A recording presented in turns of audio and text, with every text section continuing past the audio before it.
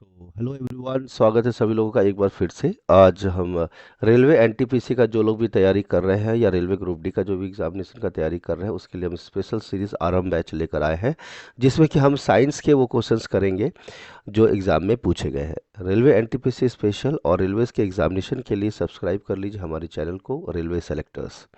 So this is professor Ravi Ranjan sir, आप सभी लोग का एक बार फिर से स्वागत करता हूँ। तो चलिए स्टार्ट करते हैं हम लोग वो सब्जेक्ट जिसके क्वेश्चंस साइंस के अंदर पूछे जाते हैं, वो है फिजिक्स। तो फिजिक्स के क्वेश्चंस हम स्टार्ट करते हैं। चलिए पहला क्वेश्चन देखते हैं क्या दिया है हमारे पास। दिया है the commercial unit of electrical energy is. तो इलेक्ट्रिकल एनर्जी का कमर्शियल यूनिट क्या होता है? किलोवाट आवर होता है। क्या होता है? Kilowatt hour. आपको ये बात पता होना चाहिए कि 1 किलोवाट आवर, क्या बोला मैंने, 1 किलोवाट आवर की वैल्यू क्या होती है? 3.6 into 10 to the power 6 joule होता है। ठीक है, हमारे घर में जो बिजली जलती है वो किलोवाट आवर में ही होता है। तो 1 kilowatt hour is equal to 3.66 10 power 6 joule. ठीक है, नेक्स्ट क्वेश्चन देखते हैं हम लोग। The SI unit of resistance is equal to. तो रेजिस्टेंस का जो एसआई यूनिट होता है वो किसके इक्वल होता है? तो आपको ये बात पता होगा कि फॉर्मूला क्या होता है, V इज इक्वल टू क्या होता है, आई आर होता है। ठीक है, आई आर। तो आर की वैल्यू क्या आ जाएगी? वी अपॉन आई आ जाएगी। क्या आ जाएगा? V upon I. तो वी का यूनिट क्या होता है? वोल्ट होता है, यानी वोल्ट है हमारा। और आई का क्या हो गया? एम्पियर हो गया। क्या हो गया? एम्पियर। तो रेजिस्टेंस की जो ऐसा यूनिट होगी क्या होगी? वोल्ट अपॉन एम्पियर हो जाएगी। क्लियर है? समझ रहे हैं सभी लोग? बी इसका करेक्ट ऑप्शन होगा। ठीक है, आपको पता है V equal to I R किसके हिसाब से होता है? Ohm's law. कौन सा लॉ? Ohm's law. आपने पढ़ा होगा ये सारी चीज़ें।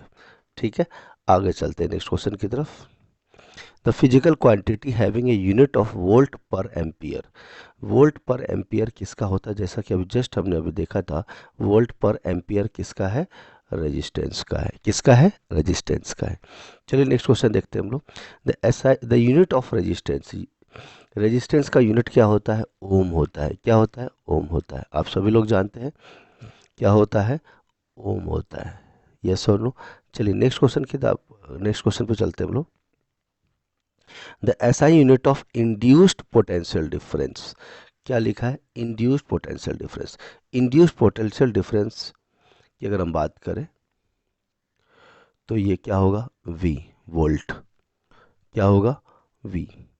इंड्यूस्ड पोटेंशियल डिफरेंस का क्या है? V, volt. आगे चलते हैं। SI unit of resistivity. Next question क्या दिया है?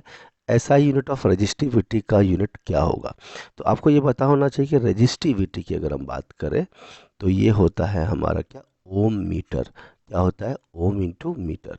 ठीक है, ये वो मटेरियल का प्रॉपर्टी होता है जिससे ये पता लगा जाता है उसकी स्ट्रेंथ के बारे में। ठीक है, और वो कितना रेजिस्टेंस, मतलब इलेक्ट्रिक करंट को कितना रेजिस्ट कर सकता है, ये बात होती है। तो ओम इंटू मीटर। ठीक है, नेक्स्ट क्वेश्चन देखते हैं हम लोग। The SI unit of sound wave frequency was named in honour of which physicist. तो ठीक है, अच्छा एक क्वेश्चन छूट गया, बच्चे बोल रहे हैं सर 7 नंबर छूट गया। ठीक है, देखिएगा, Newton is the unit to measure. Newton आपको पता है किसका यूनिट है? फोर्स का यूनिट है। ठीक है, चलिए नेक्स्ट क्वेश्चन देखते हैं। The SI unit of sound wave frequency was named in honour of which physicist. तो साउंड वेव फ्रीक्वेंसी जो है वो किस फिजिसिस्ट के नाम पे लिया गया है?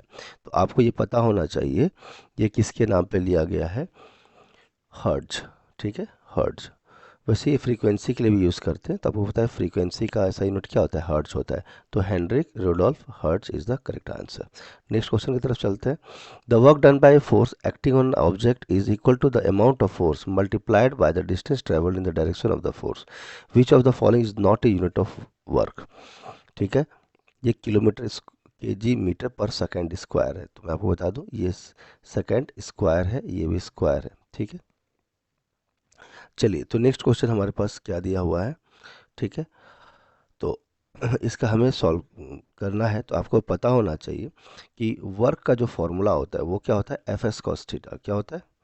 F S cos theta. जहाँ पे एफ क्या है? हमारा फोर्स है, एस क्या है? डिस्टेंस है, और थीटा क्या है? एंगल। तो वर्क डन होता है एफ एस कॉस थीटा। तो चलिए एक एक करके समझते हैं। अब यहाँ पर एक बात तो क्लियर हो गया कि F हमारा क्या है, फोर्स है। फोर्स को हम कैसे नोट डाउन करते हैं या कैसे लिखते हैं, केजी मीटर। फोर्स होता है मास इंटू एक्सेलरेशन, होता है ना, मास इंटू क्या होता है, एक्सेलरेशन होता है, यस और नो। और एस क्या है, डिस्टेंस है, हाँ है ना, और कॉस थीटा तो एंगल है। चलिए, तो मास इंटू एक्सेलरेशन, मास को हम कैसे लिखेंगे, तो बोलेंगे सर ये तो केजी के लिए हो गया। एक्सेलरेशन को क्या लिख सकते हैं, मीटर पर सेकंड स्क्वायर, पता है आप सभी लोगों को, यस और नो। तो केजी ये हो गया किसका, मास का। एक्सेलरेशन की बात करेंगे तो क्या होगा, मीटर पर सेकंड स्क्वायर। और डिस्टेंस के लिए हम क्या यूज़ करेंगे, मीटर यूज़ करेंगे। तो जैसा कि हमने देखा, ये आ गया केजी मीटर, और ये मीटर मल्टीप्लाई करके क्या हो गया, मीटर स्क्वायर, और पर सेकंड स्क्वायर। तो इसका करेक्ट आंसर क्या हो जाएगा, केजी मीटर स्क्वायर पर सेकंड। ये 2 नहीं है, मीटर स्क्वायर है, ठीक है। समझ पा रहे हैं सभी लोग, तो इसका सेकंड ऑप्शन करेक्ट हो जाएगा। Next, the unit of force. The unit of force क्या है, तो जैसे कि हम देखा, फोर्स का वैल्यू क्या होता है, मास इंटू एक्सेलरेशन होता है। क्या होता है, मास इंटू एक्सेलरेशन। मास केजी है और एक्सेलरेशन क्या होता है, मीटर पर सेकंड स्क्वायर। इसी को हम कैसे लिख सकते हैं, केजी मीटर, और एस के पावर क्या आ जाएगा, -2। तो kg metre per second square. तो 10th का क्या आ जाएगा correct answer, B option correct हो जाएगा। तो जैसे कि हमने 10 क्वेश्चंस कर लिए हैं, नेक्स्ट वीडियो के लिए हम लोग आगे बढ़ेंगे। तो चलिए आज के लिए इतना ही रखते हैं, नेक्स्ट क्वेश्चन के लिए फिर से मिलते हैं अगले वीडियो में। Thank you very much, have a nice day. जो लोग भी फर्स्ट टाइम आए चैनल को सब्सक्राइब कर लीजिए। Thank you.